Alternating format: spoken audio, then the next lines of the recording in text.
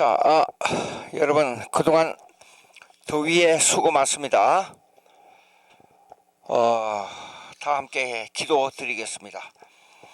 하나님 아버지 감사합니다. 우리가 이 땅에 살면서 잠깐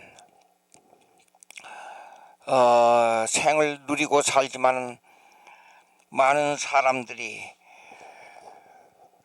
영원히 살 것 같이 수백 년 수천 년 살 것 같이 행동하는 우리 자신이 대단히 어리석은데, 이러한 이 세상을 바라보는 마음을 접고 하나님을 바라보며 영광을 돌리기 위해서 전심을 질주하는 저희들이 될 수 있도록 주님 성령 함께 해 주시옵소서. 이 한 시간도 신앙 고백에 대해서 생각하려고 합니다.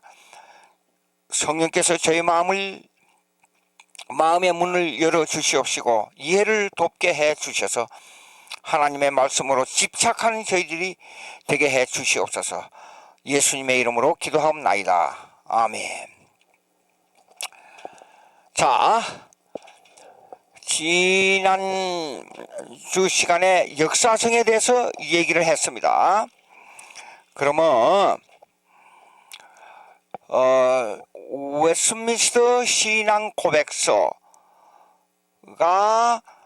2000년 교회사의 역사적 신앙 고백을 전부 종합해 가지고 여기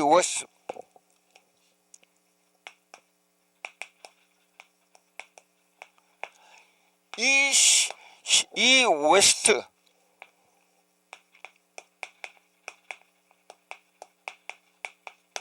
웨스트민스터 신앙 고백서는 이 고백서가 17세기에 만들어졌습니다.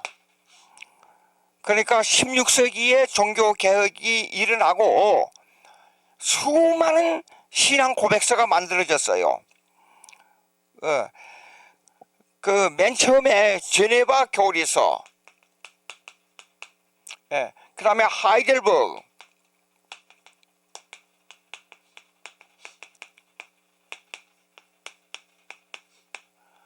하이델베르그 신앙 고백서, 그 다음에 벨직 신앙 고백서, 그 다음에 불란서 신앙 고백서,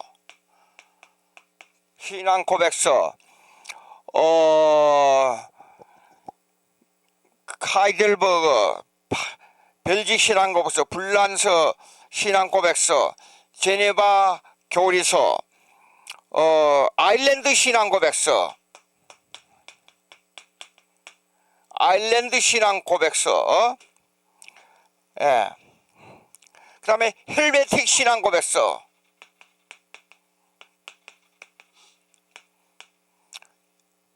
근데 이 신앙 고백서들이 다 이제 그 지역과 사람에 따라서 조금씩 달라요. 그러면 이 고백서들을 전부 모아 가지고 총체적으로 만든 신앙 고백서가 이거는 종교개혁 신앙 고백서라 그래요. 종교개혁 신앙 고백서예요.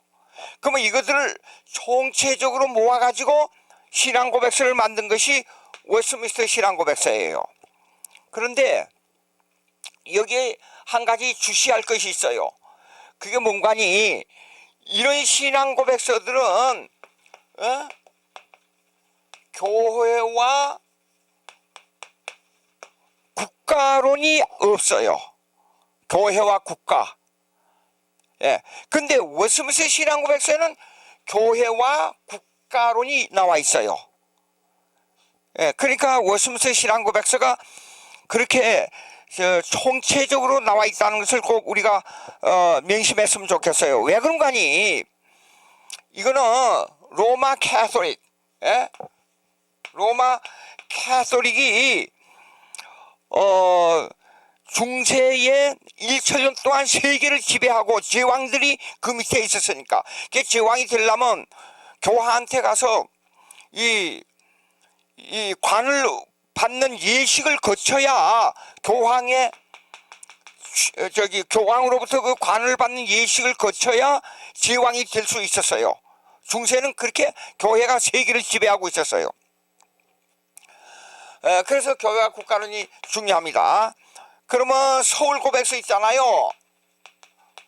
서울 고백서. 근데 웨스민스터 신앙 고백서는 제가 그 책 여러분 가지고 계실 겁니다. 그 책을 보면 이것이 단 한 페이지 내에 기록해서 고백할 수가 없어요. 상당히 길어요. 한 조그만 A4 용지로 하게 되면 한 20페이지 정도 이상이 돼요. 그걸 다 단 1, 2분 만에 그걸 다 고백할 수가 없잖아요. 그래서 이 서울 고백서는 어디하고 관계가 있냐 그러면 이 웨스민스터 신앙 고백서하고 관계가 있어요. 서울 고백서를 보면 한마디로 이 웨스민스터 신앙 고백서의 가장 중요한 부분을 여기에서 발췌하고 또 여기에 성령론, 웨스민스터 신앙 고백서 보게 되면 성령론이 조금 약해요. 그래서 성령론을 첨가하게 된 겁니다. 그리고 요즘 나타난 이단 서울 고백서에는 요즘 나타난 이단들이 있잖아요. 그 이단들, 그 이단들에 대한 내용이 어떤 내용이다. 동성애 문제, 이런 문제는 아주 중요한 문제인데 그래서 이것은 배격한다는 내용이 나옵니다. 예. 그래서 이 신앙 고백서가 그 신앙 고백서가 왜 중요하냐 그러면 신앙 고백이 왜 중요하냐 그러면 첫째 역사성이에요. 역사성. 그 다음에 이 성경의 뼈대 즉 성경의 내용이에요. 내용. 역사성과 성경의 내용이에요. 이것이 딱 결정적으로 하나님의 말씀에 부합하지 않으면 안 돼요. 자, 다시 그 전에 제가 여러분에게 말씀드렸던 거 잠깐 요약하고 요거 이제 지난번에 약속한 대로 제가 말씀드리겠습니다. 제일 첫째 역사성이라는 것은 뭐냐 그러면 모세와 선지자와 그 다음에 사도들과 그 다음에 어거스틴 그 다음에 칼빈 주잉글리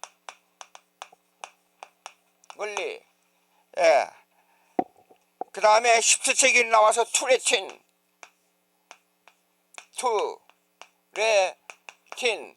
그 다음에 아키발드 18세기 아키발드 그 다음에 19세기 카이프 그 다음에 바빙크를 거쳐서 20세기에 벤틸 그 다음에 멀코프 이렇게 이 역사성의 인물로 보는 역사성은 이 신학자들의 그 신앙 고백을 따라야만 이것이 성경대로 고백할 수 있다 그 말이에요. 그러면 우리는 두 번째로 이거는 역사성이고 두 번째로 성경의 뼈대, 성경의 내용을 중요시하는 신앙 고백서는 뭐냐? 그 내용을 중요시하는 신앙 고백서는 그 내용, 성경의 내용을 중요시하는 건 뭐냐? 그거는 신앙 고백서예요. 고백서. 그것이 고대 신조는 5개예요. 사도신조, 사도신조. 그 다음에 칼케돈 신조.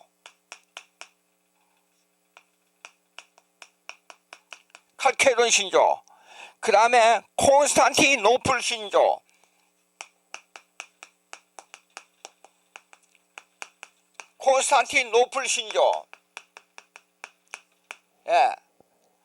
그 다음에 사도신이죠. 칼케돈 콘스탄티노플. 그 다음에 마지막에 아타나시우스 신이죠. 아타나시우스 신이죠. 칼케돈 사도신이죠. 칼케돈 신이죠. 콘스탄티노플 신이죠. 예, 니케아 신이죠. 니케아 신이죠. 여기 사이에 시간적 순서로 말하자면 니케아 신이죠. 1, 2, 3, 4, 5. 이 고대 신조예요. 근데 이 고대 신조는 예수님에 대한 신앙 고백과 삼위일체에 대한 신앙 고백이에요. 예? 이 신앙 고백, 예수님이 누구냐, 삼일체 하나님이 어떤 분이냐 하는 거예요. 그런데 이 고대 신조가 이제 1천년을 약 1천년을 지나서 16세기 종교 개혁에 들어와서는 이 종교 개혁 신조는 여기는 예수님과 삼일체를 중심으로 신앙 고백을 했지만은 이제 종교 개혁 신조는 자 하나님에 대한 신앙 고백을 어떻게 해야 되느냐. 그 다음에 두 번째로 그 다음에 이 인간 창조함을 받은 것은 인간이잖아요. 하나님으로. 그래서 그 다음에 인간의 본질이 어떻게 됐느냐 하는 거. 그 다음에 하나님과 인간 사이에 누가 들어와야 구원이 이루어지죠? 중보자로서. 3. 그래서 예수님에 대한 기독론. 그 다음에 예수를 믿으면 구원받는다. 그렇게 되니까 네 번째가 구원론. 예? 구원론. 그 다음에 구원받은 사람이 어디서 어떻게 생활해야 되느냐. 그래서 다섯 번째가 교회론. 예? 교회론. 그리고 이 교회는 하나님 나라의 모형이에요. 하나님 나라로 들어가는 연속이에요. 그러니까 이 교회에서 우리가 신앙생활을 하고 난 다음에 천국에 들어가는 문제가 있기 때문에 마지막에 천국론, 쉽게 말해서 말세론, 종말론이라고 그럽니다. 예, 종말론. 예, 종말론. 요 6가지를 주로 다뤄요. 종교개혁 신조는. 근데 이걸 총체적으로 말하고 있는 것은 어디서 말하고 있죠? 성경. 그리고 이걸 총체적으로 왜 성경은 하나님의 말씀인가? 이렇게 한단 말이에요.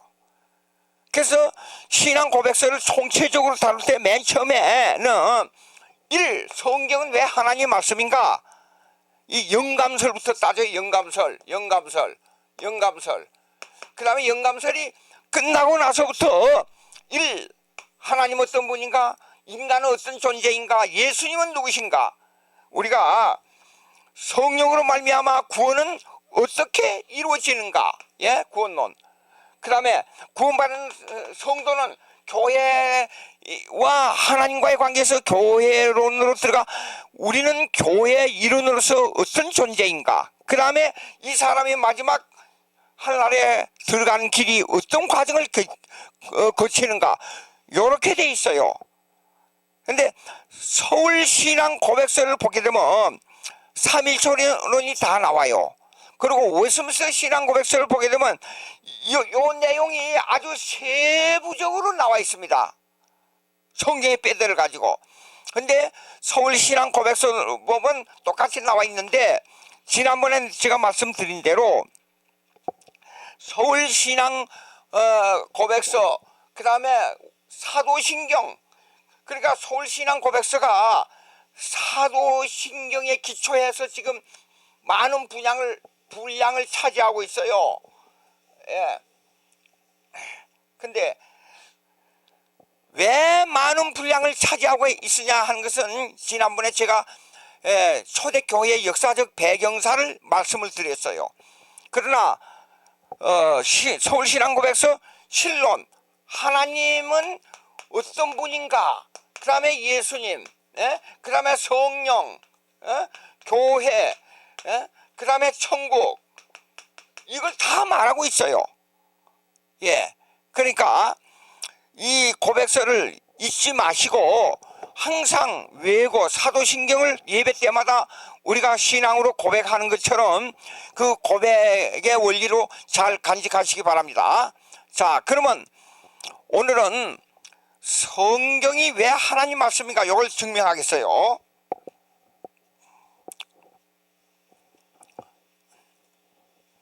성경론, 그러면 성경은 그냥 종이에다 써놓은 글자로만 가지고 말하는 게 아니라 성경은 하나님의 말씀인데, 하나님의 말씀이라 하는 말은 무슨 뜻이냐 그러면 성경의 영감론을 말합니다. 영감이란 것은 inspiration,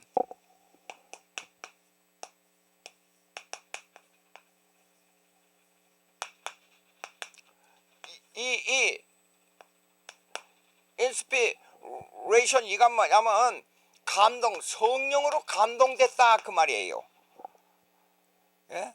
그러면 성경을 하나님의 말씀으로 볼 때 일부는 감동되고 일부는 감동 안 됐다 그러면 문제가 생겨요. 성경은 온전한 하나님의 말씀이다, 이 신앙 고백이 나와야 돼요. 그래서 성경은 뭐야 그러면 완전 영감설이라 그래야 돼요. 완전 영감설, perfect inspiration, perfect, 예? perfect, 완전한 하나님의 말씀이다. 그래서 perfect, 완전한 영감설. 그래서 첫째 1,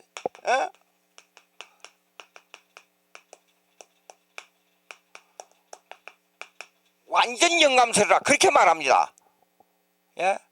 완전 영감설. 자, 그러면 이 완전 영감설을 말할 때 이제 이걸 반대하는 사람들이 있어요. 반대하는 사람들, 여기에 반대하는 사람들 몇 가지, 한 여러 가지가 있지만 한 두세 가지만 제가 말씀드릴게요. 1. 부분 영감설, 부분.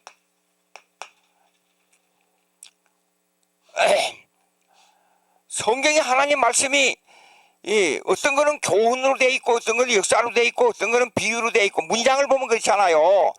어떤 거는 영감설 보게 되면 어떤 거는 비유로 돼 있고, 어떤 거는 상담으로 돼 있고, 어떤 거는 역사로 돼 있고, 근데 어떤 거는 교훈으로 돼 있어요. 예.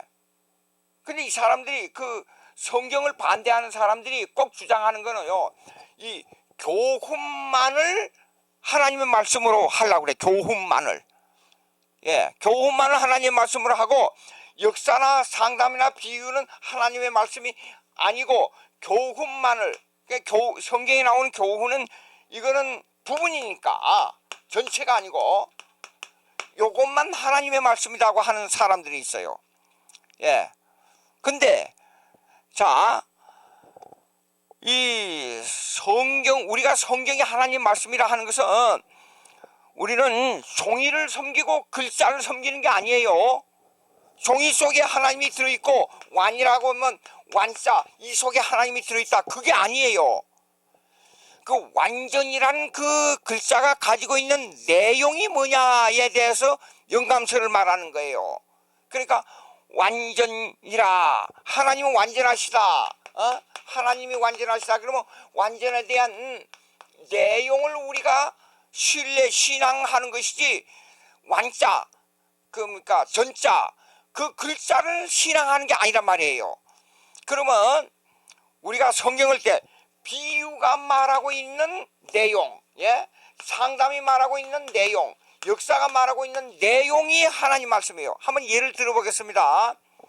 여러분, 우리말로 말하자면 뭡니까? 하였다, 그 다음에 했다, 그 다음에 하셨다. 어떤 게 맞는 말이죠? 세 가지 중에 하였다, 그 다음에 했다, 하셨다. 그러면 어떤 게 맞느냐 말입니다. 근데 영어로 하게 되면 영어는요 과거니까 I did, 요거 하나뿐이로. 우리 한국어는 하였다, 하셨다, 했다 이렇게 나오지만 영어는 이게만 나와요. 그러면 영어는 맞고 이건 틀린 겁니까? 내용이? 그게 아니에요. 이렇게 만약에 어떤 사람이 하였다만 고집한다 그러면 이건 글자를 섬기는 것이지 했다고 하는 내용을 섬기는 게 아니란 말이에요. 예? 그러니까 이 하나님의 말씀에 대한 신뢰가 안 간 사람들은 이렇게 말합니다. 예수님을 시험할 때 마귀가 와서 예수님은 3가지 시험했잖아요. 위에서 뛰어내리라, 돌로 떡이 되게 하라, 나에게 절하라. 이 3가지를 이렇게 시험할 때 그랬잖아요. 그러면 그건 마귀가 한 말이지 그건 예수님이 한 말이 아니잖아요. 예? 그러나 그 내용은 이겁니다. 내용은 어떤 의미를 보고 내용이냐 그러면 마귀와 예수님과 시험에서 마귀를 이기고 승리하시고 시험을 물리쳤다. 그게 내용이에요. 예? 그러니까 그런 역사적 사건을 그 내용을 하나님 말씀으로 그대로 받는 거예요. 만약 그걸 빼버리면 예수님의 능력이 증거가 안 되잖아요. 예수님이 하나님의 아들이라는 것이 증거가 안 되잖아요. 그렇잖아요. 그렇기 때문에 거기에 가지고 있는 뜻과 내용을 글자를 섬기는 종이보방을 섬기는 게 아니고 글자를 왕으로 섬기는 게 아니에요. 성경이 말씀하고 있는 하나님으로부터 오는 메시지가 뭐냐 그걸 우리가 그대로 받는 거예요. 그게 성경신앙입니다. 성경을 하나님의 말씀으로 받는 거예요. 예. 그래서 부분연감설 틀렸습니다. 예. 그 다음에 어떤 사람들은 이래요. 다이나믹 인스피레이션, 역동적, 동력 영감설, 동력 똑같습니다. 역동적 영감설이라 그래. 다이나믹 인스피레이션. 예. 역동적 영감설은 뭐냐 그러면 성경을 쓸 때만 내가 성령 충만하고 그러지 않을 때는 뭡니까? 이 쓰는 저자, 모세, 선지자, 사도들이 그때는 성령의 감동이 없었다. 그렇게 말한 경우가 있습니다. 누구보다도 다른 사람보다도 성령이 더 강하게 역사했었다. 그렇지만은 사실상 이 성경을 쓴 선지자들, 모세, 사도들 보게 되면 모든 주위의 환경, 자 쉽게 말해서 주위의 환경, 그 다음에 주위의 인물, 그 다음에 일어난 사건, 이 모든 것을 하나님께서 다 동원해요. 그 한 사람만 성령의 감동으로 그 사람을 주체로 해서 성경이 쓰여진 게 아니란 말이에요. 성경을 쓰는 그 기록은 주위의 환경, 주위의 인물, 사건 모두 다 성령이 이 인물과 사건과 환경을 다 동원해요. 예? 그러니까 어느 한 사람만 특별한 뭘 가지고 영감을 받아가지고 성경을 썼다. 이것도 틀린 거예요. 예? 뭐냐? 자, 예레미야 같은 경우 이스라엘 백성을 보고 앞으로 그 나라가 망할 것을 생각하고 하염없이 눈물을 흘렸잖아요. 근데 그러면 그렇게 그 앞으로 될 일과 현재 일어난 일 이거 보십시오. 거기에 그 인물, 사건, 주위의 환경이 다 포함되고 있잖아요. 예. 그러니까 다이나믹 인스피레이션도 틀렸어요. 그것도 부분연감설을 일부는 말하고 있기 때문에. 그러니까 성경은 완벽한 하나님의 말씀이기 때문에 하나님께서 이런 인물이나 환경이나 사건까지도 다 동원한다 그 말입니다. 하나님께서 성령을 통해서 역사하신다 그 말이에요. 그러면 이제 이 완전연감설에 대한 2가지를 우리가 생각해 볼 수가 있어요.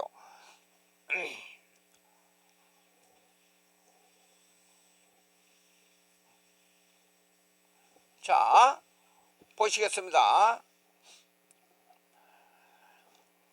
완전연감설에 있는 2가지가 있는데 아까 다이나믹 인스피레이션 역동적 영감설도 틀렸고, 그 다음에 또 뭡니까 그 부분 영감설도 틀렸는데, 우리는 완전 영감설이라 그러면 완전 영감설을 말할 때 꼭 두 가지 조건이 필요합니다. 두 가지. 첫째, verbal inspiration.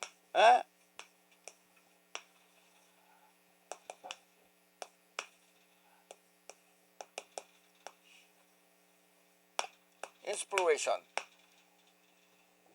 이건 뭐냐면 축자 영감설이에요. 축자 영감설. 축자. 글자. 요거. 글자. 이 글자. 글자에까지 하나님께서 영감을 줘서 성경을 기록하게 했다 그 말이에요. 글자에까지. 그러면 이 글자에 오류가 나타나면 안 된다 그 말이에요. 그러면 아까 제가 얘기했잖아요. 하나 문제가 생겨요. 보십시오. 글자를 쓰는 데 있어서 어떤 데는 하였다, 어떤 데는 했다. 그러면 어느 게 맞느냐 할 때 사실 두 개 다 맞는 말이에요. 똑같이. 그렇잖아요. 그런데 그럼 법을 글자 자체로 가지고 이걸 했다 그러게 되면 요걸 하였다로 해야 되느냐 했다로 해야 되느냐 시비가 생길 수가 있다 그 말이에요. 근데 이거는 시비를 걸면 안 돼요.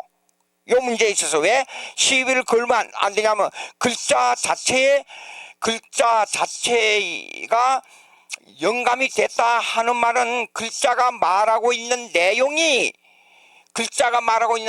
하나님의 말씀에 합당하게 기록되어 있다. 하나님의 말씀으로 100% 가치를 발휘할 수 있도록 기록되어 있다. 그런 뜻이에요. 이 verbal 축자 영감설이라는 것은 글자에 오류가 없다 하는 말은. 그러면 이 글자에 오류가 없다 하는 말을 잘못 하게 되면 기계적 영감설을 말할 수가 있어요. 잘못하면요. 이거 꼭 조심해야 됩니다. 이것을 기계적 영감설로 오해를 하게 돼요. 기계적 영감설이라는 것은 뭐냐 그러면 기계적 영감설은 받아쓰기식이에요. 딕테이션 하나의 받아쓰기식이에요. 받아쓰기식. 하나님께서 요거 써라, 가 써라, 나 써라, 격 써라, 요렇게 글자를 일일이 문장이나 글자를 가르쳐줘서 쓴 게 아니고 그 인격을 하나님께서 도와줘서 쓰게 했다 그래요. 그 인격을 성령이 사용해서 그걸 내용을 쓰게 만들었다 그 말이에요. 근데 보십시오. 이사야서부터 쭉 읽어보세요. 여호와의 말씀이 내게 임하여 여호와께서 말씀하시기를, 여호와가 나에게 이렇게 하여 하시기를, 전부 그렇게 나와요. 읽어보세요. 전부 그렇거든요. 그러니까 이것을 기록하는 자, 원저자는 제일저자는 하나님이에요. 하나님. 그런 다음에 제2저자는 선지자와 사도들이에요. 그러면 제2저자는 그 내용을, 하나님 말씀을 내용을 제1저자인 성령으로부터 받아서 쓴 거예요. 그러니까 여호와의 말씀이 내게 임하여 그렇게 된단 말입니다. 그러면 축자 영감설은, 이게 잘못하면 축자 영감설이 기계적 영감설로 오해할 수 있는데, 기계적 영감설은 받아쓰기예요. 써라, 나 써라, 가 써라. 나 하나의 한 예를 들겠어요. 미국에서 신학교 강의할 때 사건입니다.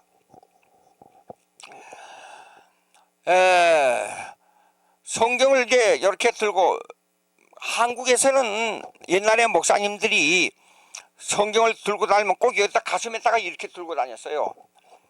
근데 요새는 그게 잘 안 보이는데, 이거 손에다가 그냥 이렇게 들고 갔어요. 이렇게 들고.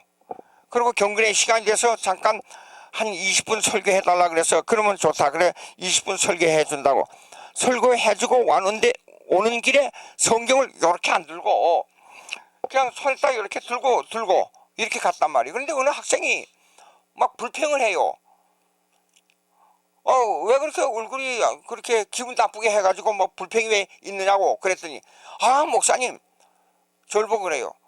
실망했습니다. 그래요. 왜 그러냐니까 성경을 왜 이렇게 안 들고 밑에다가 이렇게 들고 이렇게 오느냐고 상당히 기분이 나빠가지고 그래요.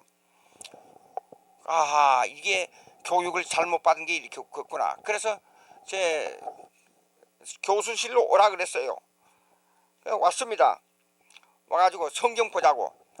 성경을 보니까 그 암컷이라 패가지고요. 지금 나오고 있는 잠언 15장 16절에 보면 이런 게 나와요. 가산이 적어도 여호와를 경외하는 것이 크게 부하고 번뇌하는 것보다 나으니라. 그렇게 나오지 않아요? 가산이. 이건 글자 그대로 읽었습니다. 가산이 적어도 여호와를 경외하는 것이 크게 부하고 번뇌하는 것보다 나으니라. 근데 이거 글자를 똑같은 글자를 읽습니다. 제가요.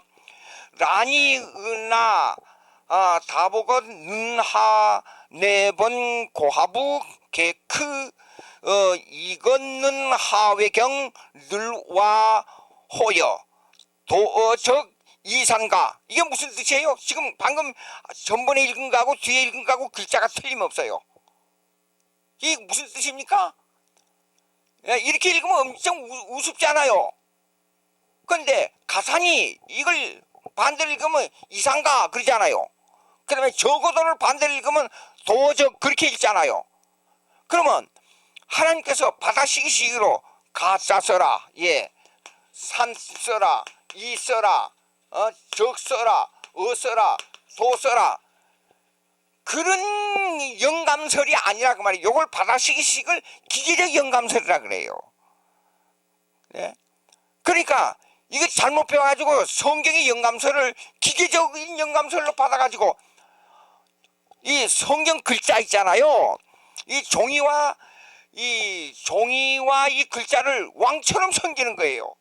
하나님처럼 종이와 글자를 하나님처럼 섬기는 잘못된 우를 범하고 있단 말입니다.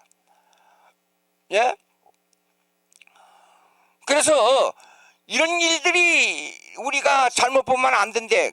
이것은 가산이 적어도 여호와를 경외하는 것이 크게 부하고 번뇌하는 것보다 나으니라. 이 내용은 종이에 기록되었어도 기록되지 않아도 이 내용을 하나님 말씀으로 믿고 우리 마음속에 신앙화하는 것이 하나님 말씀을 신뢰하는 신앙이라 그 말이에요. 그래서 이거는 축자영감설은 기계적 영감설이 받아쓰기식 기계적 영감설이 아니다.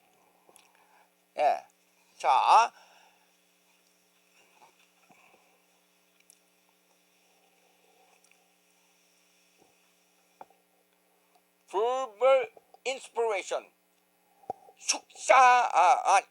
perfect inspiration. 여기에서 완전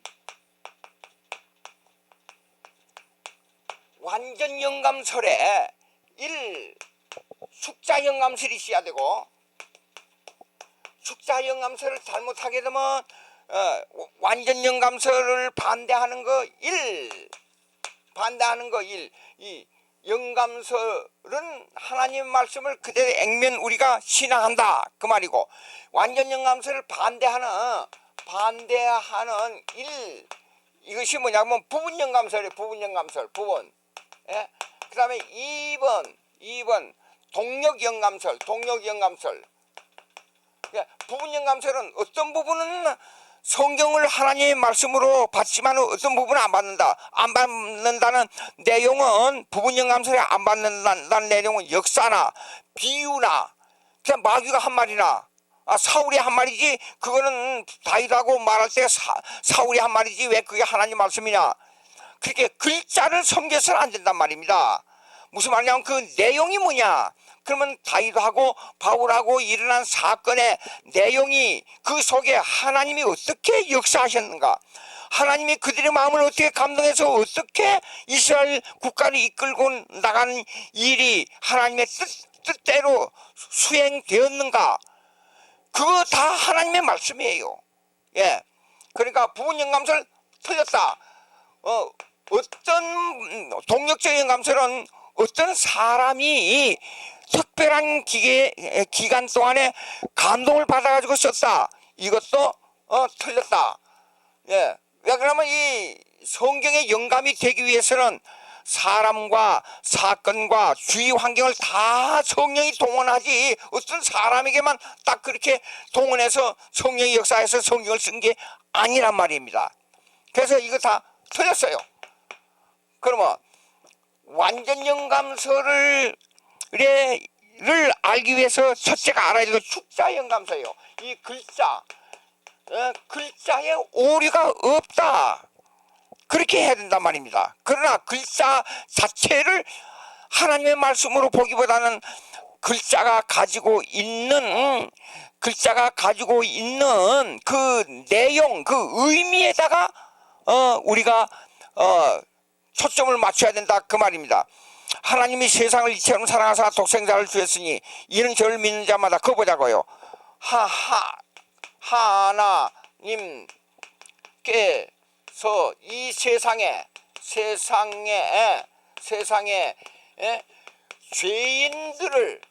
죄인들을 너무나 사랑하사 오직 외아들 예수 그리스도를 세상에 보내사 요 단어를 제가 몇 개 좀 더 했어요. 하나님 세상을 이처럼 사랑하사 독생자를 주셨으니 그것보다도요. 그러나 하나님께서 이 세상의 죄인들을 너무나 사랑하사 이처럼이라는 뜻은 헬라어를 번역해 보니까 너무너무 그런 뜻이에요. 그래서 너무나 사랑하사 오직 외아들 예수 그리스도를 세상에 보내사 똑같은 내용이에요. 예? 똑같은 내용이에요. 근데 하나님은 맞고 하나님께서는 틀렸다 그러면 말이 되냐 말이 그렇게 무식하게 생각해서는 안 된다 그 말이에요. 글자 단어를 바꿨으니까 이거는 아니고 하나님이 세상을 이처럼 사랑하사 그것만이 말씀이다 그래서는 안 된단 말이에요. 요한 1서에 보게 되면 하나님이 이 세상의 죄인을 사랑하사 오직 그 애아들 예수 그리스도를 세상에 보내시면 요한 1서에는 그렇게 나와요. 그럼 그 내용하고 이 요한복음 3장 16절 내용하고 틀립니까? 똑같은 거지. 그래서 이 축자 영감설에 대한 것을 우리가 잘 생각해. 절대 이거는 기계적 영감설로 보면 안 된다니까요. 예. 하나님의 말씀이 내게 어떻게 적용하느냐 이런 것을 깊이 생각하고 요거요 하나님의 말씀을 성경을 하나님 말씀으로 안 믿으려고 하는 사람들은 꼭 그렇게 나쁜 괴팍한 생각만 가지고 하는데 사람을 미혹한단 말입니다. 예? 그런데 넘어가면 안 돼요. 그다음 두 번째 여기에 속한 완전 영감설에 속한 두 번째가 뭐냐 그러면 유기적 영감설이라 그래. organic 유기적. 예? 왜 올게닉이냐 그러냐 그러면 이거 체계적이고 조직적이라 그 말이에요. 무슨 말이냐 그러면 성경을 기록할 때 이건 그 19세기에 유명한 신학자가 있었어요. 이 정통 신학자 성경을 하나님으로 말씀으로 믿는 신학자인 비비 월필드라는 사람이 있었어요.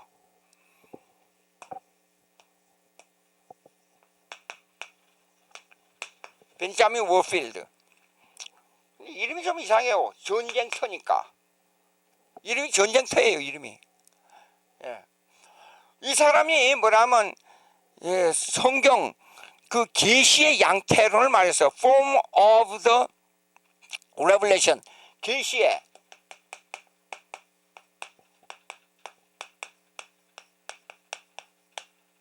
양태론. 양태론이 뭐냐면 나타난 모양이라는 뜻이에요. 자, 지금은 문화가 발달돼가지고 당장 뭡니까 한국말 집어넣으면 조금 있으면 영어 번역이 딱 나와버리잖아요.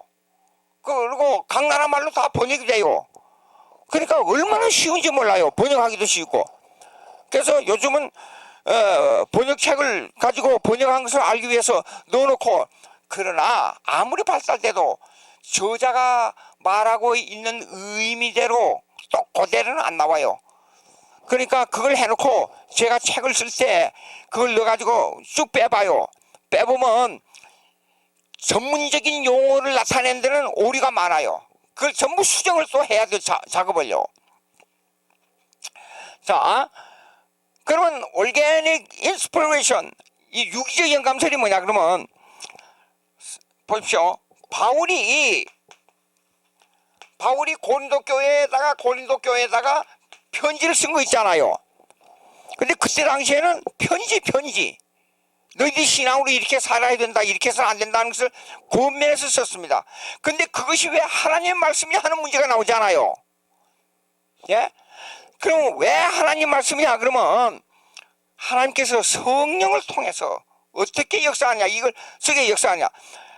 이 하나님의 섭리는 참 묘해요. 그때 당시에 우리의 입장에서 볼 때는 왜 그렇게 자꾸만 감옥에다가 집어넣느냐 이게요. 사도 바울을. 예?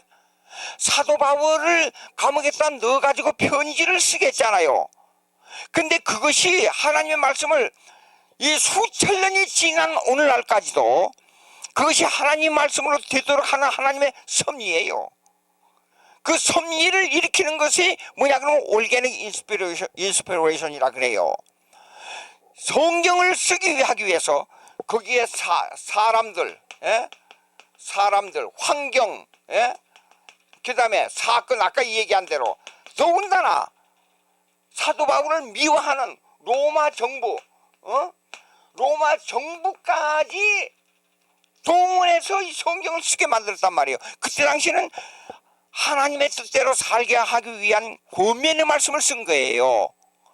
근데 나중에 이거 보니까 너무나도 좋은 하나님의 말씀이 된단 말이에요. 그래서 오늘까지 이것이 하나님의 말씀으로 우리에게 전해진 거예요.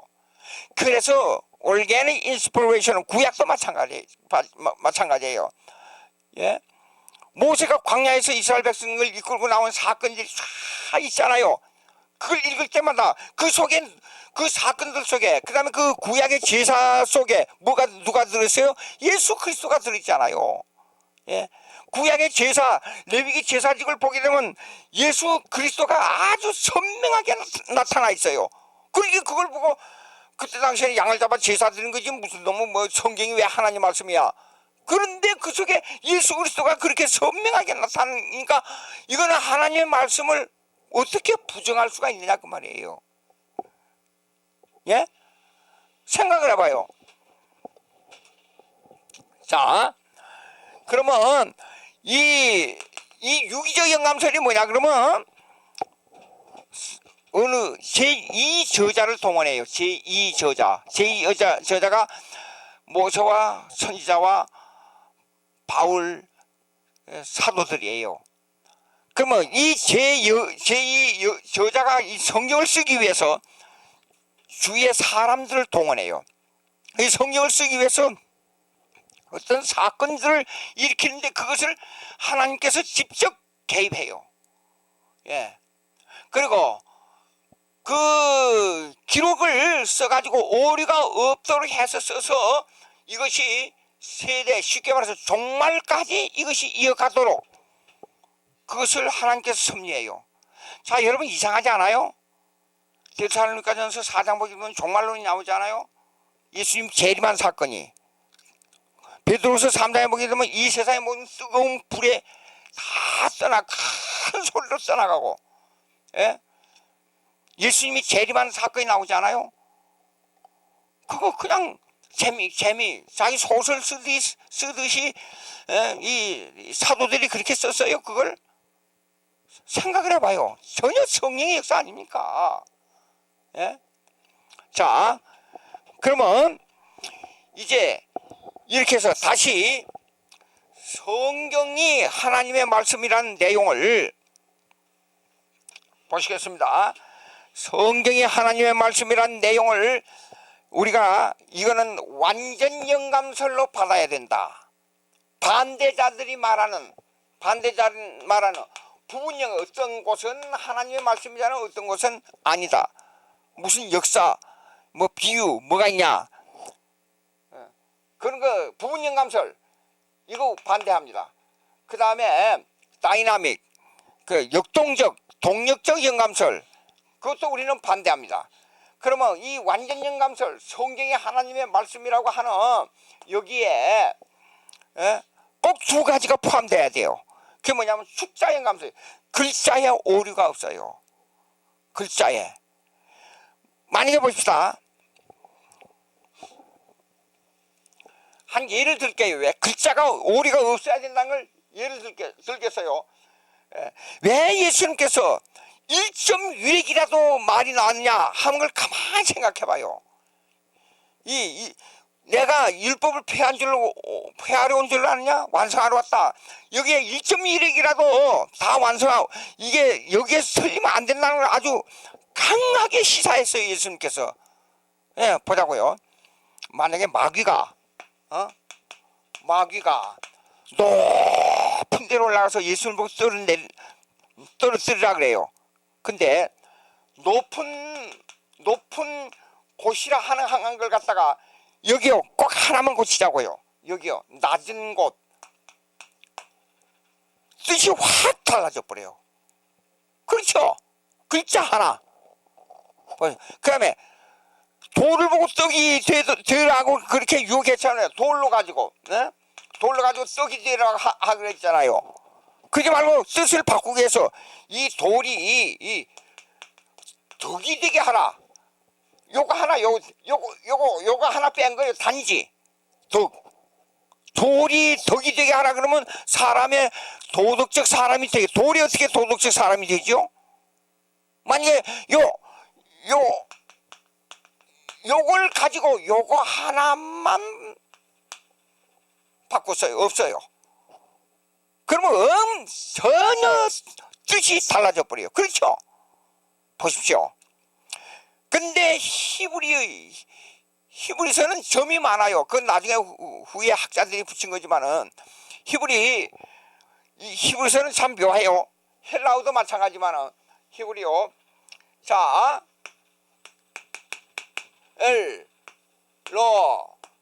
힘 이거는 하나님이라 그래요. 예.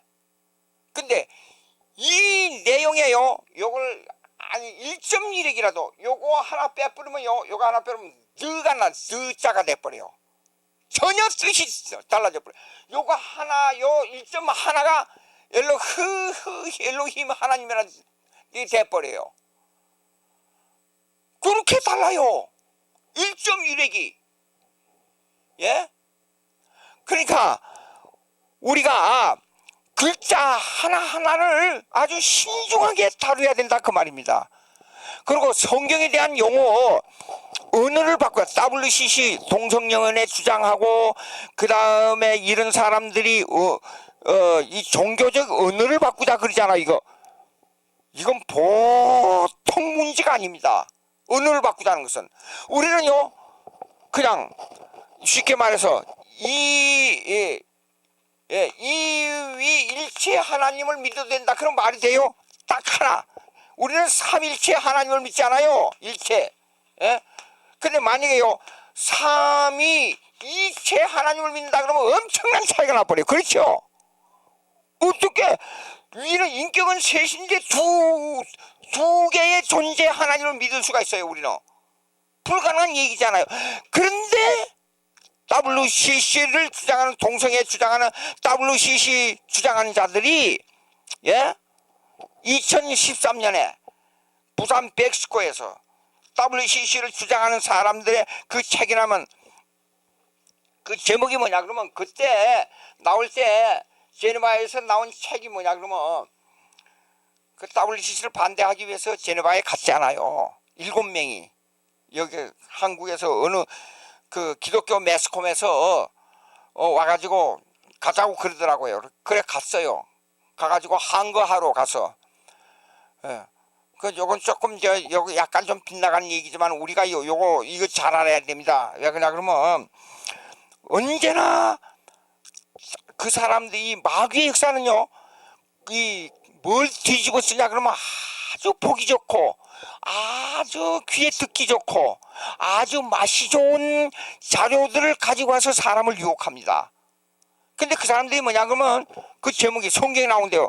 그때 2013년에 부산 백스코에서 WCC 운동할 때 그들이 하는 말이 뭐 요렇게 제목을 써야 돼. You are the light of the world. 이 말이 뭐냐면 너는 세상의 빛이라. 이렇게 좋은 말을 써요. 성경에 있는 말을 해요. 그리고 동성애를 하는데 동성애 있잖아요. 하는 사람들을 그 사람들을 옹호하기 위해서 뭐라고 그러는 줄 알아요? 그것이 차별금지법. 사람 다 똑같지 않느냐? 왜 차별하느냐? 근데 그런 의미가 아니에요. 동성애자들은 하나님의 교회를 좀먹어 들어가는, 조용하게 파고 들어와서 좀먹어 들어가는, 이 교회를 망하게 하는 이 썩은, 이 성적으로 썩은 이 누룩을 만드는 분자들이에요. 그들이요.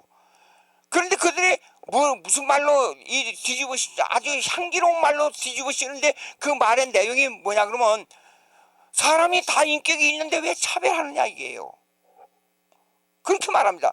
근데 그들은 사실상 격리해가지고 치료받아야 돼요. 정신을 바꾸기 위해서 사람이요, 암 치료보다도 생각을 바꾸는 것이 그렇게 어려운 거예요. 여러분 정신병자들 있잖아요. 아무리 약을 먹이고 아무리 치료를 하고 아무리 해도 그 사람들 보통 사람이 생각하는 정상적인 사람으로 만들 수가 없다 그래요. 정신과 의사들이 하는 말이요. 예. 또 사람이 이렇습니다. 제가 미국에서 목회할 때 사신웅 목사님이라고 이 마약 치료하는 목사님인데 우리 교회 부목사로 왔어요. 근데 그분이 이 치료하는데 뭐야 그러면 다 낫는데 얼마 지나면 또 돌아온대요. 그 마약, 여러분 담배 이미 백힌 사람들 물어보십시오. 어쩌냐 그러면 이제 제가 길거리 가잖아요. 그럼 어디서 담배 냄새가 나요. 이상하다고 어디서 담배 냄새가 나는데 분명히 담배 피우는 사람이 없는데 담배 냄새가 나요. 담배를 안 피우기 때문에 여기에 민감한 거예요. 이 반항하는 이 감각이 아주 민감한 거예요. 근데 저 한 10m 거리에서 어떤 사람이 담배를 피운 건 아닌데 담배 이걸 피우다가 손에 들고 있는데 그렇게 냄새가 나더라고요. 그렇게 민감해요. 그런데 담배를 피우는 사람들끼리는 자기의 서로 같이 피우면서 거기에 이 담배에 인에 박혀가지고 거기에 중독이 돼가지고 서서 막 뻐끔뻐끔 막 연기를 피우는데 자기들은 그것이 자기에게 이 냄새가 나쁘다는 걸 모르는 거예요. 예? 그 냄새 나는 것을, 그 느낌이 우리하고 다르단 말이에요. 그런데 이게 뭐냐 그러면 이게 무슨 얘기를 하냐 그러면 인간이 나쁜데 한번 말려 들어가지고 나쁜 게 감각이 들어가잖아요. 그러면 그걸 고치는데 그렇게 어려워요. 그렇게 어려워요. 감옥 속에 들어가서 교정하는 목사님들 이 얘기를 좀 들었어요. 예. 그런데 이 범죄자들이 거기 앉았을 때는 자기가 나가기 위해서 아주 선한 척 한대요. 그래서 나갔습니다. 근데 나중에 얼마 지나면 다시 잡혀 들어와요. 1범, 2범이 뭐 5범, 6범, 7범, 12범, 15범까지 막 되는 거예요. 그거요. 왜 그러냐면 범죄에 대한 인이 박혀가지고 중독이 돼가지고 살 수가 없는 거예요. 이 사람이요. 일하기는 싫고 그럼 먹고 살아야 되겠는데 그래서 나쁜 짓을 해야, 도둑질을 해야 산다는 거예요. 이 사람들이요. 그렇게 인간이 바꿔지기가 힘듭니다. 인간이 바꿔지기가 힘듭니다. 그런데 문제는 뭐냐 그러면 여기에서 WCC 요거 오늘 뭡니까 크리스찬 카운슬, 월드 크리스찬 카운슬, 그래서 WCC요, 세계 교회 협의회. 예. 그런데 이 말이요, 이 말이 아주 간사하고 교모하고 사악한 말인데, 종교의 은혜를 바꾸라. 이거 아주 중요합니다. 종교의 은혜를 바꾸라. 성경으로 하지 말고, 만약에 이 단어를 바꾸자고 봅시다. 그냥 그러면 성자를 빼고 이 경자, 그 다음에 이거 성자만 빼고 그러면 이건 의미가 확 달라져 버려요. 예? 아까 얘기했잖아요. 삼일체를 이체로 얘기하면 의미가 확 달라져 버려요. 그러니까 우리가 종교에서 쓰는, 우리 특별히 기독교에서 쓰는 단어 있잖아요. 단어를 함부로 바꾸면 안 돼요. 절대로. 이상한 말을 가지고 사람을. 볼코프 조직신학 교수, 유명한 20세기의 볼코프 조직신학 교수가 있었어요. 근데 그분의 글을 보면 아주 다양하고 내용이 깊고 넓어요. 근데 옛날에 쓰던 단어를 2000년 전에 쓰던 성경의 내용을 그대로 써서 이걸 신학을 전개하니까 제자가 와서 그랬어요. 제가 미국에서 공부할 때 들은 얘기인데, 제자가 와서 그랬어요. 선생님, 교수님, 그 실력을, 엄청난 실력을 가지고 그 좀 문장을 좀 잘 바꿔가지고 이것을 다른 사람들도 좀 알아듣기 쉽게 하고, 물론 또 문학적인 내용도 곁들여서 아주 멋있게 좀 해서 이걸 우리에게 좀 더 쉽게 말해서 화려하게 좀 써서 출판하면 어떻습니까? 그럴 때 볼코프라는 조직신학이 뭐라고 그랬냐 그러면, 성경의 내용에 언어가 있다. 또 그 다음에 더 나아가서 2000년 교회사가 이끌어온 신학적인 언어가 있다. 그 언어들은 전부 성경에서 내서 유추해가지고 나온 언어이기 때문에 내가 함부로 바꿔가지고 이걸 읽는 사람으로 하여금 비기독교적인 요소가 들어오면 하늘나라에 가서 내가 하나님으로부터 어떤 책망을 들을지 모르기 때문에 나는 이 말을 내 마음대로 바꿀 수가 없다 그랬어요. 네. 그렇기 때문에 볼코프의 조직신학을 읽어보면 어떤 때는 말이 어려운 말이 나와요. 고대 언어가 많이 나오고. 그래서 이렇게 찾아보면 아하, 이 언어를, 사전을 찾아봐요. 찾아보면 아하, 이게 이런 뜻이 있었구나. 그걸 알 수가 있어요. 예, 우리가 이 말을 함부로 바꾼다는 거 아주 중요합니다. 그러니까 우리가 성경의 구약을 읽으면 우리가 이해 못하는 말들이 나오잖아요. 그때 당시에 이스라엘 백성들, 그 다음에 썼던 그 내용들이, 그 처음에 내가 예수 믿을 때, 예수님은 나의 목자라. 그게 무슨 말인지 몰랐어요. 예수님이 어렸을 때, 예수님이 나의 목자. 그 뭐예요? 그 목자가 뭐예요? 그럼 염소나 치고 양이나 치러 다니는 목자란 말이에요, 예수님이. 예. 그 언어가 있단 말이에요. 근데 중들한테가 내가, 중들이라 그러면 기분 되게 나빠 하더라고요. 예. 절에 가서, 석가는 나의 목자라 그러면 말이 되냐 그 말이에요. 그러면 석가도 목자고 예수님도 목자고 공자도 목자고 소크라테스도 목자고, 그 말이 됩니까? 언어를 함부로 바꾸면 안 됩니다. 성경의 언어를 함부로 바꾸면 안 됩니다. 여러분 보세요. 서울 고백서 자세히 보세요. 거기에 옛날 언어들이 발견되지 않아요. 예. 그리고 그러니까 1700년 전, 1900년 전, 1800년 전 썼던 그 헬라에 대한 지역 이름도 나오잖아요. 그 우리가 어떻게 이해를 해요? 예? 그러니까 이 언어에 대한 것을 아주 중요하게 생각하는데, 우리는 성경에 대한 이 신앙 고백의 언어도 어떻게 되면 성경에서 나온 언어를 그대로 써야 돼. 그리고 그걸 이해를 해야 돼요. 근데 WCC에서 그때 당시에 그 제네바에 가서 입수한 것을 제가 가지고 와서 이렇게 보니까 언어를 바꾸자. 종교의 언어를 바꾸자. 예. 그러면 정부신이라고는 이상한 여자 있잖아요. 정신이 좀 이상한 여자. 캠버레에서 할 때 저기 소혼제 영혼을 불러들이는 예식을 했어요. WCC인데 세계교회협의회인데 거기에 소혼제라고 했는데 소혼제가 뭐냐? 죽었던 영혼을 불러들이는 겁니다. 이런 정신이 불러들이는 게 뭐냐면 이래요. 2차 대전 때 죽었던 영혼 어서 오시옵소서. 어느 때 죽었던 영혼 어서 오시옵소서. 그리고 마지막에 저기 뭐냐면 주 예수 그리스도 예수 나무아비 타합을 아멘 그랬어요. 거기다 나무아비 타합이라는 언어가 들어가야 됩니까?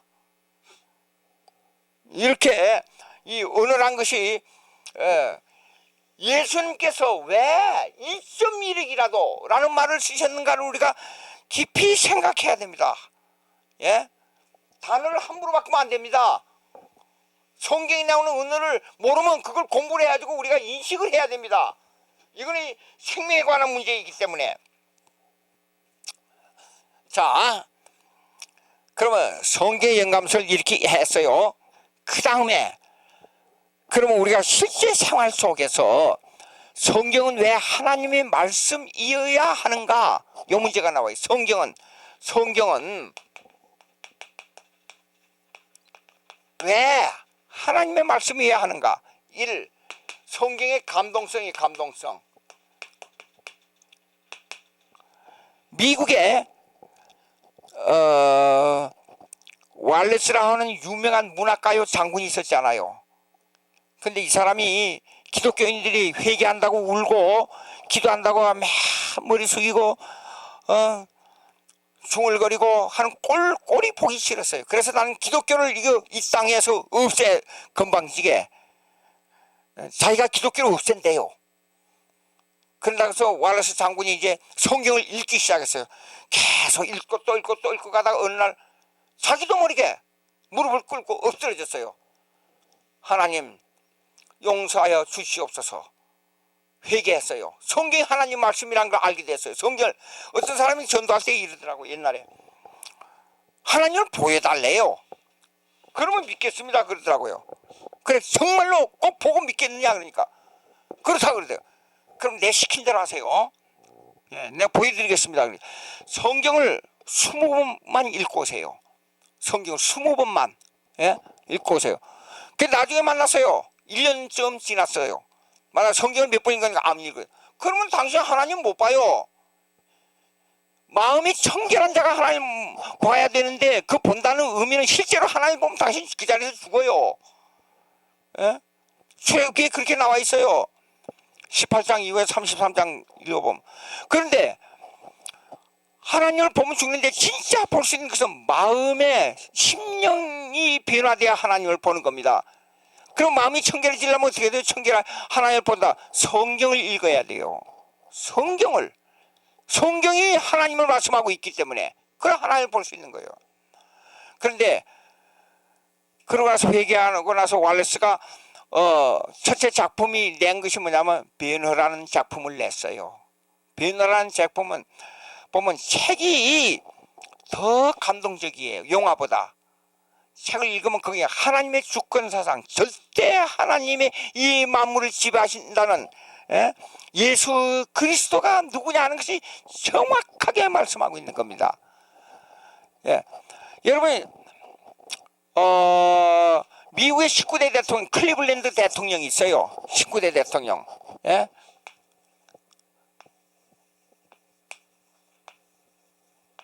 클리블랜드. 이 대통령은 19대 대통령 됐다가 지금 트럼프 대통령하고 비슷한 사람이에요. 대통령 됐다가 지난번에 4년 후에 또 다시 대통령이 됐잖아요. 그런 사람이에요. 이 클리블랜드가 19대 대통령이 됐다가 20대하고 21대 대통령이 된 사람이에요. 길거리에서 고등학교 졸업하고 이제 술 먹고 길거리를 가고 있었어요. 자기 친구하고 가고 있었는데 어느 할아버지가 전도지를 주면서 예수 믿고 천국 가라고 강렬하게 부탁을 했어요. 근데 그날저녁에 가서 잠이 안 와요. 계속 귀 속에서 예수 그리스도가 막 들리는 거예요. 그래서 그것이 하루 종일 그러고 말았으면 좋겠는데 며칠 동안 계속되는 거예요. 그래서 마음의 위로를 얻기 위해서 교회 가서 기도하기 시작했어요. 그리고 예수 믿었어요. 근데 이 사람이 성실하게 신앙생활에서 대통령이 됐어요. 미국의 옛날에는 대통령들이요, 신앙이, 제가 교육학 논문 쓸 때 미국 교육의 역사를 쫙 보니까 미국이라는 어떤 나라냐? 지금 미국이 그때에 비하면 미국이 너무나도 타락한 나라예요. 예. 근데 19세기 이후에 미국이 자유주의 신앙이 들어오면서 미국이 혼란을 겪었어요. 예. 그 영향으로 자유주의가 일부는 극좌로 가지만은 거기에 반대한 이 펀더멘탈리즘 사람들은 극우로 지금 남부 쪽에, 동남부 쪽에 미국의 국토의 3분의 1 정도 돼요. 예. 거기에 가보면 지금도 영국의 스칼랜드 청교도 신앙 그대로 신앙생활이에요. 한국의 주일 지키는 건 너무나 난장판이에요. 토요일날 오후가 되면 조용해요. 전부 가정에 들어가서 주일 준비하고 예배, 가정에서 예배 들으면서 내일 가서 어떻게 하라 전부 얘기하고, 그리고 아침 8시가 되면 차가 쫙 밀려요. 길거리에 교회 가느라고 전부요. 그리고 미국 교단에 있을 때 거기서 주일날 예배 무슨 일 있어서 부목사에게 맡기고 그 아틀란타에 가서 예배를, 사우스 캐롤라인 쪽에 가서 예배를 드렸단 말이에요. 주일날 예배를. 근데 주일날 창밖으로 이렇게 쉬는 시간에 보니까 거리가 조용해요. 사람이 안 다녀요. 전부 교회가 있어요. 근데 가끔 보니까 경찰차가 다녀요. 그럼 왜 그러냐 그랬더니 주일날 전부 교회 가니까 도둑들이 혹시 드러날까 봐서. 그리고 한 지역이 있잖아요. 지역이 이렇게 있으면요, 예, 여기에 지역이 병원들이 막 이렇게 해서, 이거 한 도시가 있다 그러면 그 약국도 이렇게 했어요. 그러면 이 지역에서 여기 병원 다 쉬고 하나만 딱 열고, 급한 환자를 위해서 약국도 하나만 딱 열어요. 매주 교대로 스케줄 짜가지고. 예. 그리고 아침에 일찍 나가지고 오후 5시 이내에는 교회 안 나와요. 좀 교회 가서 예배 드리고 교제하고 성경 공부하고 하루 내. 그리고 오후에 끝나고 나서 집에 와서 저녁 식사하고 전부 빨리 잠자리에 들어가, 내일 일을 하기 위해서. 그러니까 그 사람들 생활을 이렇게 보니까 딱 세 군데예요. 세 군데. 뭐냐? 가정, 직장 끝나면 빨리 가정으로 돌아와요. 그리고 저녁 식사하면서 그런 하루에 이 얘기를 그렇게 재밌게 해요. 그리고 주말이 되면 토요일날 주일 준비해요.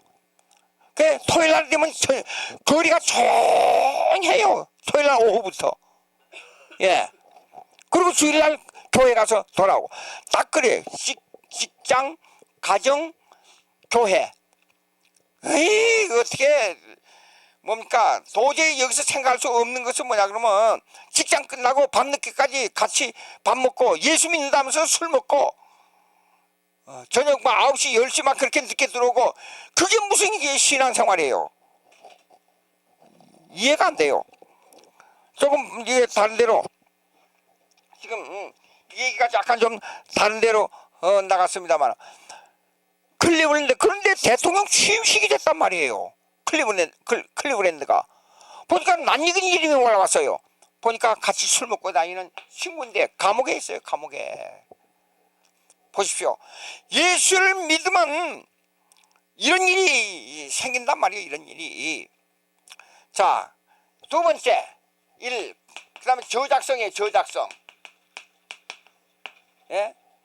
저작성은 뭐냐 그러면, 이게 1500년 내지 1600년 기간에 걸쳐서 쓰여진 게 성경이에요. 그렇게 오랜 기간에. 근데 여기는 지적 수준이 아주 높은, 다윗은 음악도 잘했고 시도 잘 썼고 이 하나의 음악가이며 문학가였어요. 그리고 정치로도, 예?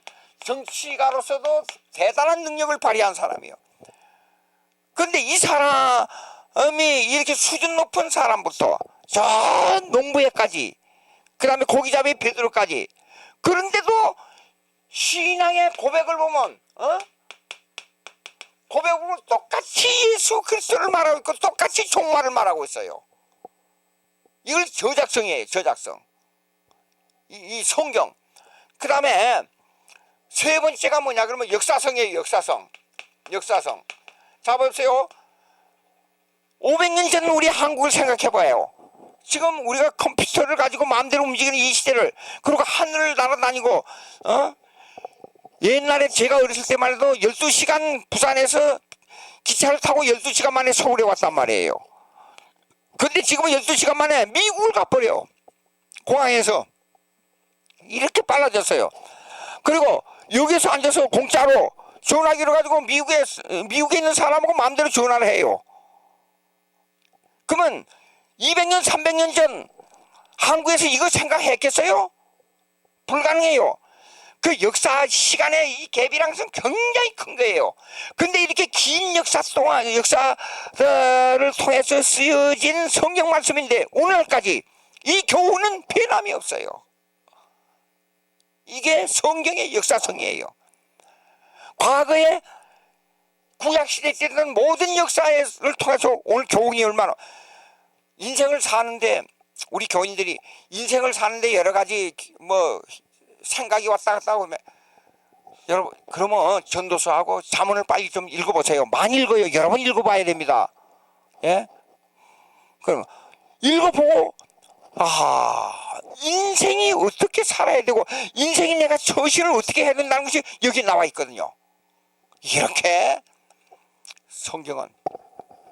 그 다음에 이 네 번째는 성경의 하나의 예술성이에요. 여기는 뭐냐면 문학과 음악이 아주 깊이 들어있는데, 예, 한번 보십시다. 이게요, 수천 년 전에 역대상 15장 한번 보시겠습니다. 역대상 15장. 요거 하나, 이거 깊은 내용이 일반 역대상 15장 10절 15절 예,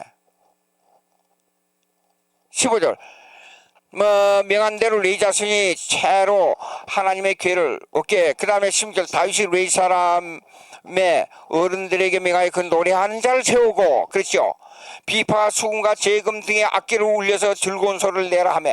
이거는 지금 우리 현대말로 말하자면 문화혁명 이후에 문예부흥 이후에 나왔던 오케스트라를 여기서 말하고 있는 겁니다. 17절, 레위 사람이 요엘의 아들 헤만과 그 형제 중 베레야의 아들 아삽과 그 동종 무라리 자손 중에서 구사야의 아들 에단을 세우고, 18절, 그 다음으로 형제 스가랴 벤과 야하시엘과 그 다음에 스미라목과 여히엘과 운니와 엘리압과 분야와 쭉쭉 나가서요. 19절, 노래하는 자 헤만과 아삽과 에단과 노재금을 크게 치는 자요. 스가랴 아살과 옥스미록과 여엘과 쭉 나오고 여정에 맞추는 자야. 그 다음에 21절, 마띠아와 쭉 나가죠. 맞추어 여덟째 음에. 여기 보십시오. 여덟째 음이 뭐냐 그러면 여기 히브리 말로 요걸 갖다가 알라못이라고 해요. 알라못.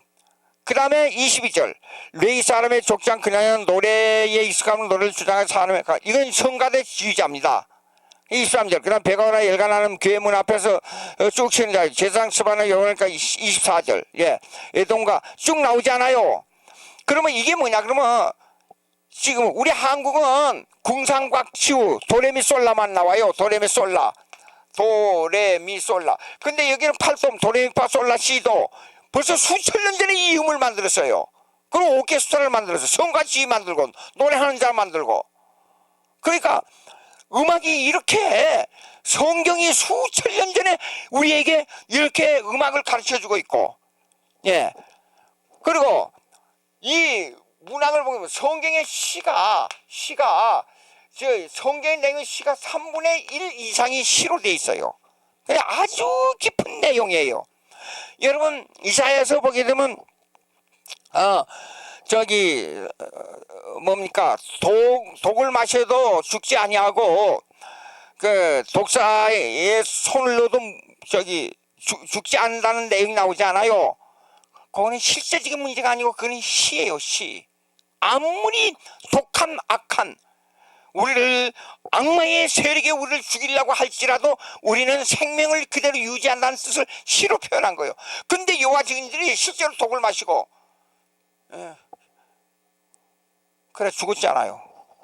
참 이렇게 이 성경에 대한 내용이 이렇게 엄청난 내용이 들었습니다. 성경이 하나님의 말씀이다. 오늘 이렇게 하고 그 다음에요. 자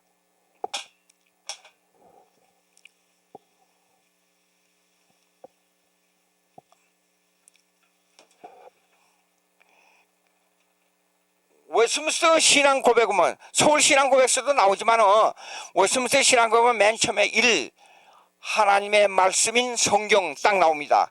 그래서 신약 27권 구약 39권 그렇게 딱 나와 있습니다. 그 다음에 성경은 왜 하나님의 말씀인가. 그 다음에 신론 하나님에 대한 얘기가 나와요. 하나님에 대한 얘기. 신론 하나님에 대한 얘기는 세 가지를 생각해야 합니다. 하나님의 존재. 하나님은 어떻게 존재하느냐. 그 다음에 하나님의 사역, 하나님은 어떻게 일하시는가. 그 다음에 세 번째 하나님의 인격, 하나님은 어떤 분인가 하는 걸 연구하는 거예요. 하나님의 존재는 이렇게 말합니다. 하나님의 존재는 초자연적, 그 다음에 그 다음에 시공간의 존재. 이 두 가지를 생각해야 돼요. 하나님의 존재는. 하나님이 시간이 이렇게 흘러가고 있잖아요.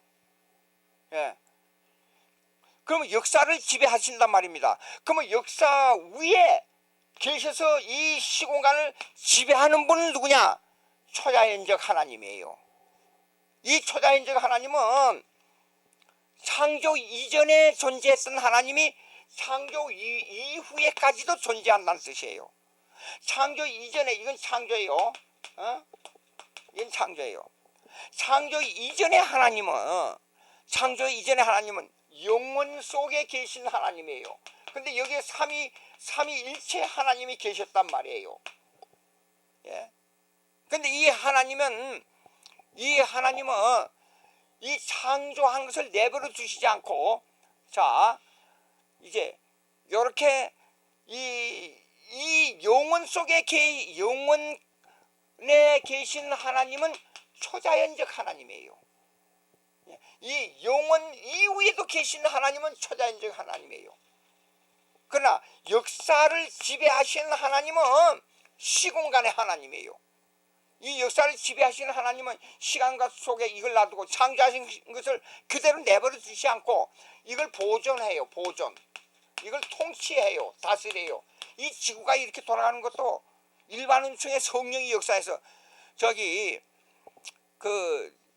창세기 1장 2절에 보게 되면 성령이 물 위에 운행하시느라 그랬잖아요. 시공간에서 역사하시는 하나님이에요. 그거요. 그건 일반은 총론의 하나님입니다. 자연을 다스리는 하나님. 물은 만물의 원인이에요. 그러니까 이 속에요, 이거는 물이 하나도 없는 것 같지요. 근데 분석하면 다 물이 들어있어요. 사람 몸에 물이 70%라 그러잖아요. 물이 없으면 이 모든 만물이 다 깨져버려요. 하나님의 자연을 보는 이 신비랑선 기가 막혀요. 땅 위에 물이 전부 고여있는 거 아니에요. 물이 하늘 가운데 줄줄 달려있어요. 지구가 이렇게 생겼잖아요. 얼마나 신비로운지 몰라요.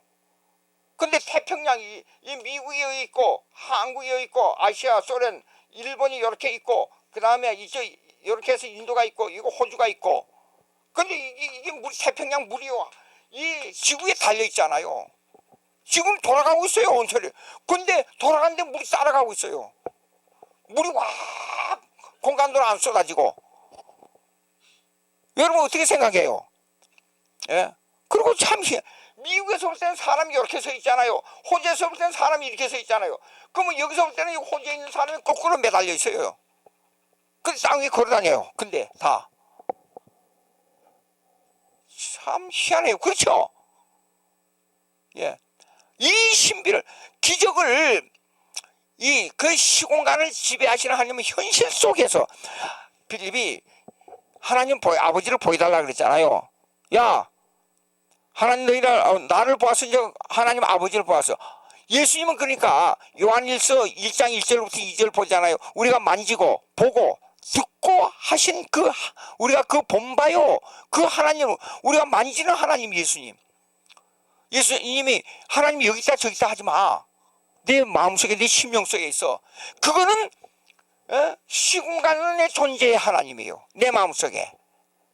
그러니까 만약에 이 두 가지를 거절하면 이거는 성경을 믿지 않는, 하나님 예수님을 믿는다 그래도 이건 사실상 깊이 들어가면 신앙이 별로예요.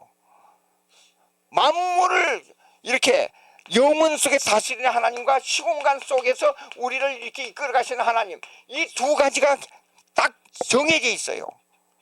하나님의 존재예요. 근데 이 하나님의 존재가 이렇게 존재를, 내가 이제 한 예를 들겠어요. 여러분 잘 생각해 봐요.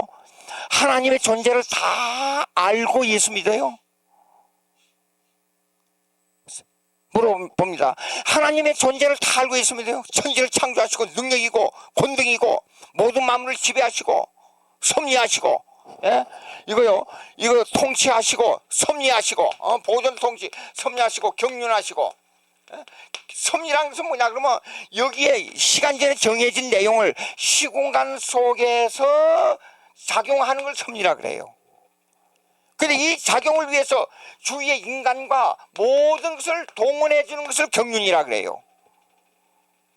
예? 그러면 예수를 믿는데 그런 이걸 다, 이런 것을 다 알고 예수 믿어요? 아니에요. 하나님의 존재는 사실상 예수를 받아들인 다음에 하나님의 존재에 더 확신이 가는 거예요. 철학자들이나 다른 종교는 하나님이 있다는 것은 알아요. 어렴풋이 약간의 있다는 것만 알아요. 그러나 여보시오, 뭐는 모르냐? 인격적인 하나님은 몰라요. 삼일체 하나님을 몰라요. 우리는 삼일체 하나님을 인격적으로 받아요. 그럼 그 말이 무슨 말인 줄 알아요? 이거 중요합니다. 하나님을 나의 아버지로 받아요. 하나님은 내 아버지야. 하늘나라에 가면 내 아버지야. 지금도 나를 먹여주고 입혀주시는, 나를 인도하시는 아버지야. 시편 4편 8절에 보게 되면, 예? 자 보십시오. 내가 편안히 눕고 자기도 하고 먹고 마시니 이를 인도하시는 내 여호와 하나님이라 그랬어요. 예? 가정에 가면 아버지가 다 돈 벌어와서 우리를 먹여 살리지 않아요. 그런 아버지예요. 그러나 이 세상에 아버지는 실수도 있고 우리를 잘못 인도할 수도 있어요. 그런데 하늘의 아버지는 실수 없이 인도하시는 하나님 아버지예요. 내가 느낄 때는 먼저 예수를 먼저 받아들여요. 근데 예수를 받아들이게 하는 하나님은 어떤 분이야? 성령의 하나님은. 그래서 이 존재에서 어디로 가냐 그러면 인격으로 들어가는 거예요. 인격으로. 하나님을 아버지로, 예수님을, 이건 구세주로 받아야 돼. 구세주. 예? 그래야 하나님을 아버지를 아는 거예요. 그 다음에 그런데 인격으로 봤는데 이 구세주로 알게 하는 게 누구냐면 성령이에요. 전혀 성령의 역사예요. 그래야 인격을 받아들인 다음에 하나님의 사역을 알게 돼요. 무슨 일이 내 원대로 안 됐어요. 그때 우리는 뭐라 그러죠? 하나님의 섭리라 그래요. 보십시오. 그러니까 다른 종교는 삼일체 하나님, 인격적인 삼일체 하나님을 받아들일 수가 없어요. 왜? 예수 그리스도를 구세주로 못 받기 때문에. 다 틀렸어요. 사도 바울은 말했어요. 철학을 조심하라. 유대주의, 율신주의, 유대주의 조심하라. 골로새서 2장에. 예. 헬라 철학에서는 하나님이 있다는 것만 말하는데 어떤 하나님이냐 그러면 말 못해요. 우리는 삼일체 하나님이라 그래요. 그리고 예수가 누구냐? 우리는 구세주라 그래요. 예. 그걸 그들이 성령이 나와 함께 일하신다는 그 내용은 전혀 말할 수 없어. 말할 수 있는 것이 불가능해요. 예? 오늘 요거요 성경의 실론 요까지 했습니다. 기도 드리겠습니다. 감사합니다. 하나님 아버지 감사합니다. 성경이 하나님 말씀 믿고 그대로 따르게 해 주시옵시고 우리의 신앙 고백이 절대 하나님 아버지 예수 그리스도 구세주 성령 내 심령 속에서 역사하시는 이 삼일체 하나님을 바로 믿고 따르고 절대로 허탄한 데 마음을 두지 않고 성령 충만한 삶이 될 수 있도록 주님 심령을 감찰하시고 인도하시고 역사해 주시옵소서. 예수님의 이름으로 기도합니다. 아멘.